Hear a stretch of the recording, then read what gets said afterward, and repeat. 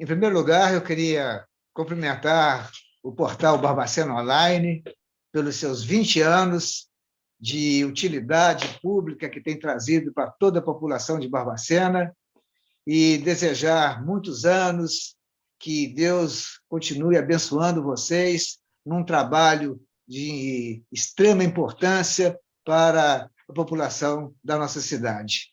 Parabéns, Salim, que você transmita os meus cumprimentos a toda a sua excelente equipe e que continue trabalhando em prol da nossa comunidade. Estamos aí, estamos prontos para a gente começar a nossa informações para vocês. Doutor Honório, realmente muito obrigado, né? Nós estamos gravando exatamente hoje, dia 1º de setembro, quando o Barbacena Online completa 20 anos de sua fundação. Eu agradeço as palavras que o senhor nos dirige, a mim, a toda a equipe do Barbacena Online, porque eu tenho certeza de que o senhor sabe, porque o senhor também faz nesse mesmo formato. A gente faz as coisas com coração, com vontade, com desprendimento. Eu tenho certeza de que quando o senhor atende as crianças lá no seu consultório e tem a oportunidade de estar aqui agora conosco, trazendo informações, o senhor faz isso com a vontade realmente de externar todo o seu conhecimento e toda a sua vontade de ter uma cidade melhor, de termos pessoas melhores, de termos coisas melhores para as nossas famílias também. Então, muito obrigado pelas suas palavras aí, né? E vamos conversar. Claro. Vamos conversar com o Dr. Honório Teixeira de Carvalho Neto, médico pediatra, sobre os cuidados com os recém-nascidos. Então, a primeira pergunta, doutor Honório, é a respeito das cólicas, não é? Por que elas acontecem e como fazer para aliviá-las? Ô, Ricardo, o que nós vamos falar aqui, para as mães, são coisas que a gente não encontra nos livros de pediatria. Isso é a nossa experiência de 50 anos, que a gente completa esse ano de formado, lidando com a coisa que melhor existe nas especialidades médicas, que é a pediatria, e provavelmente a mais difícil, sem falsa modéstia. E nós vamos tentar falar o que a gente ouve no dia a dia, que as mães nos perguntam e as dúvidas que ela tem. Eu acho que isso vai ser de uma utilidade muito grande para todas as mamães, né, que estão querendo ter filhos ou que já têm filhos. Isso vai ser para elas de grande valia. As cólicas, Salim, todo neném tem 3 a 4 horas de dor de barriga por dia até completar o 4º mês. A partir do 4º mês de vida, as dores de barriga elas terminam. Isso acontece pela chamada mielinização. O que é isto? É a formação das estruturas nervosas do neném que estão todas, né, se formando. Então, a partir do 4º mês, as dores de barriga automaticamente elas diminuem. Mas tem casos que elas são muito aumentadas, e tem crianças que choram demais da conta. Por que isso acontece? Primeiro, todo neném tem esse número de horas de dor de barriga por dia. E tem uma maneira simples da mãe saber se o neném chora de dor de barriga ou se chora de outra causa. Porque a única forma de expressão que o neném tem é através do choro. Existe uma técnica muito simples. Quando o neném chora de mãozinha fechada, ele está chorando por dor de barriga. Quando o neném chora de mãozinha aberta, ele está chorando por outro motivo. Quais esses outros motivos? Fome, está molhado, está ansioso, está sentindo frio, calor, tem uma série de situações. A cólica existe e todo neném tem, uns mais, outros menos. E o importante é a mãe ver, quando a cólica está muito intensa, a alimentação da mãe é muito importante nesse sentido. Porque a ingestão de leite de vaca e derivados, além disso, as frutas cítricas, são fatores que aumentam a probabilidade dessas crianças sentir um pouco mais de cólica. Então, quando a cólica está muito intensa, a primeira coisa que a gente vai ver é retirar esses alimentos do dia a dia da mãe, no sentido de amenizar a cólica. Porque nós não vamos acabar com a cólica. Todo neném vai ter sua cólica até o 4º mês. Uns mais e outros menos. Agora, doutor... Um dos grandes problemas, um minutinho só que eu estou terminando essa parte, Não, claro. é com relação à medicação, que toda mãe quer dar simeticona, Flagais, tem um monte de medicamento para cólica. Eu chamo isso de embrulhoterapia. Essa medicação não funciona. Nós não proibimos as mães de utilizá-las, mas o resultado é praticamente nulo. Então, a mãe tem que saber que todo neném tem cólica, o dela também vai ter, e existe um horário que é entre 3, principalmente no final da tarde, início da noite, onde a cólica torna-se um pouco mais intensa, mas ela vai passar, independente da mãe utilizar medicamento ou não. Claro. Agora, quando o senhor falou sobre a alimentação da mãe, eu queria que o senhor explicasse para nós o seguinte: isso é regra geral ou né, existem exceções nesse caso em que a mãe, mesmo se alimentando com leite de vaca, com os derivados do leite de vaca, ainda assim a criança não tem os problemas de cólica, ou se ela faz alimentação nesse sentido, evidentemente e consequentemente vai acontecer essa questão da cólica. Há essa correlação, mas isso é regra geral ou isso é realmente o que acontece de forma sem outra opção? Não, Salim, isso não é regra geral. Né? Uns nenéns têm mais cólica do que os outros, né? Outros quase não têm cólica. Isso depende também muito do estado de ansiedade da mãe, né? Porque a gente sabe que a mãe, principalmente nas primeiras semanas após o parto, elas têm, às vezes, um nível de depressão, às vezes, importante, que necessita de medicamentos e atuação médica, no sentido de diminuir essa ansiedade que ela transmite para o seu neném. Isso também é um fator que vai fazer com que essa criança também chore um pouco mais.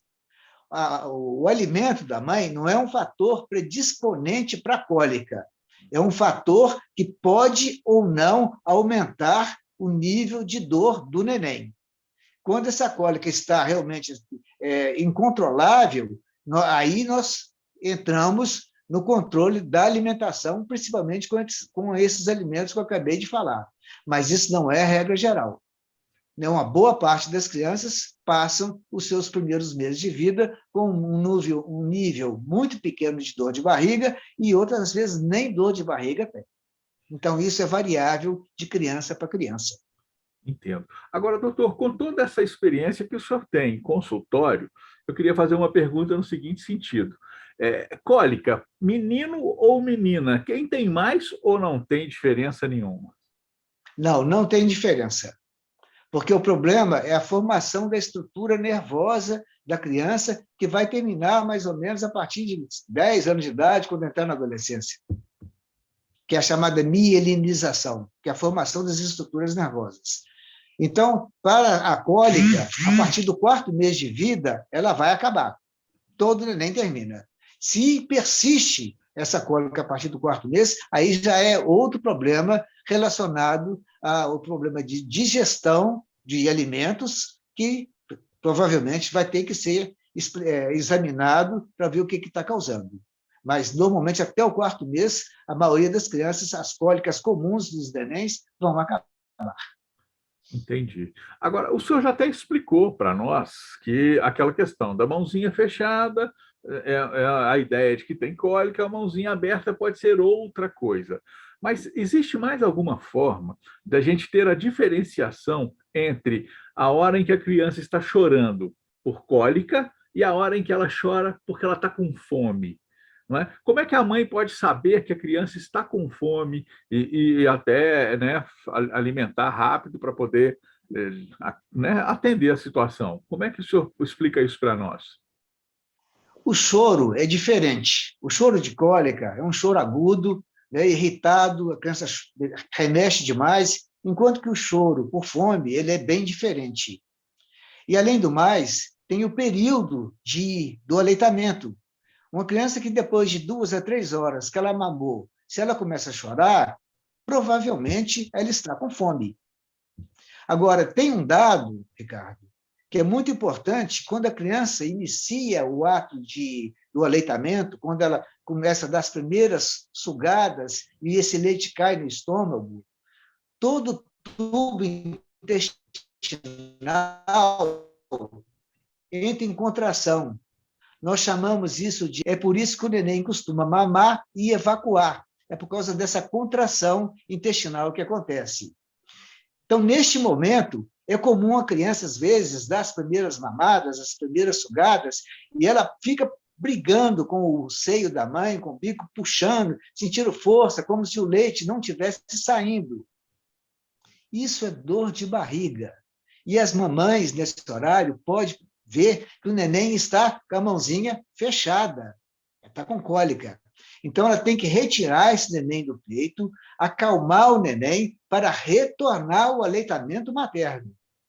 Isso é muito frequente nas primeiras semanas, logo após o parto. É uma da causa. E se esse neném já tem mais de 2 ou 3 horas que amamentou e está chorando, provavelmente ele está com fome. Então, é bastante interessante, até pela experiência que o senhor tem de ter, né, esse contato com as crianças e perceber tudo isso, que eu acho que é tão importante essa entrevista e a chance que a gente tem de mostrar às mães, aos pais também, né, qual é o momento, quando é a forma correta de cuidar do seu filho. Pois bem, doutor, eu queria agora perguntar ao senhor o seguinte: a limpeza do umbigo, né? Qual que é a maneira correta de limpar o umbigo da criança? É que as vovós ficam doidas, né, Ricardo? É verdade. Porque, né, ninguém nunca deixou de umbigo cair. Todo umbigo vai cair. Ele pode cair com a semana, pode cair com 10 dias, mas vai cair. Né? Mas tem uns dados importantes com relação ao umbigo, e essa pergunta é muito pertinente, porque tanto as mamães quanto as vovós ficam extremamente preocupadas com relação ao umbigo. O umbigo ele vai cair, né? E, quando ele cai, às vezes ocorre um pequeno sangramento nos primeiros dias após a queda. Isso é plenamente normal e não tem nada que ser feito. Umbilical. Por quê? Porque o umbigo ele ultrapassa a parede abdominal e uma parte dele chega até o fígado. E quando há essa queda do cordão umbilical, por onde ele passava na parede abdominal, o local fica aberto. E a alça intestinal ela vem e empurra o umbigo e forma essa hérnia. Essa hérnia umbilical ela não provoca dor, ela não traz nenhum transtorno. O problema é puramente estético. E a gente vê que a maioria das mamães ou das vovós colocam faixa, moeda, esparadrapo em cima deste umbigo, o que não pode ser feito, porque a respiração do neném é uma respiração que a gente chama abdominal. Ele puxa o ar pelo abdômen, ele não puxa o ar pelo tórax. Isso acontece algumas semanas ou alguns meses após o nascimento.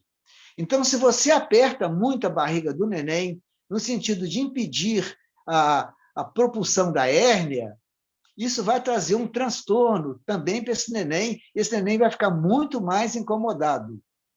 Então, não tem que colocar nada em cima do umbigo. O umbigo, até que ele caia, nós utilizamos uma gaze enrolada ou um algodão embebido em álcool a 70%, até que esse umbigo cai. Por que o álcool? Porque o álcool ele desidrata a célula, ele seca o umbigo com maior facilidade e a tendência desse umbigo é cair mais rapidamente. A partir do momento que esse umbigo caiu, não tem que estar passando álcool mais no umbigo do neném, e muito menos colocar faixa. Tem que deixar livre, e se houver essa hérnia, maioria das vezes essa hérnia fecha-se espontaneamente até 1 ano de idade. Quando ela ultrapassa mais de um ano e ela não fecha, aí, mais tarde, na adolescência, vai optar pela opção cirúrgica ou não, uma vez que essa hérnia, o problema não traz transtorno nenhum, não dói, o problema é puramente estético. Então, não tem que se fazer nada, é só observar. Ok? Não, claro, compreendi. Então, no caso, até a limpeza é para utilizar gaze, o álcool 70, e não tem essa história de colocar moeda, de ficar apertando a barriguinha do neném com a faixa. Isso, então, é realmente prejudicial em função do que o senhor explicou aí com a respiração da criança. Bom, Sem dúvida. agora, o que a gente percebe é que o esclarecimento a respeito dessa situação, em relação aos pais e às avós também, né, os avós avós e avós, eles fazem isso. É uma tradição ou é alguma coisa que já vem de muito tempo? Até que ponto é prejudicial, doutor, a colocação da moeda? Até que ponto é prejudicial apertar a barriguinha com a faixa? Primeiro, apertando a barriguinha, você vai dificultar a respiração do neném, que você vai diminuir a expansão torácica. Então, isso vai ser um fator de incômodo. Essa criança vai chorar mais. Não vai chorar de mãozinha fechada com necólica, vai chorar de mãozinha aberta. Então, esse é o primeiro problema.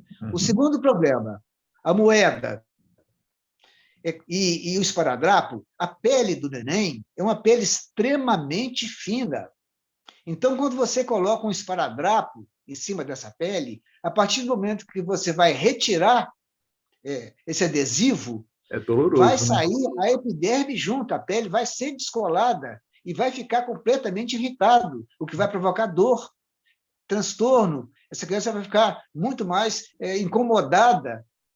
E, às vezes, é comum a gente tirar essa moeda, ter uma bolha de pulso em cima do cordão umbilical, ou da cicatriz umbilical.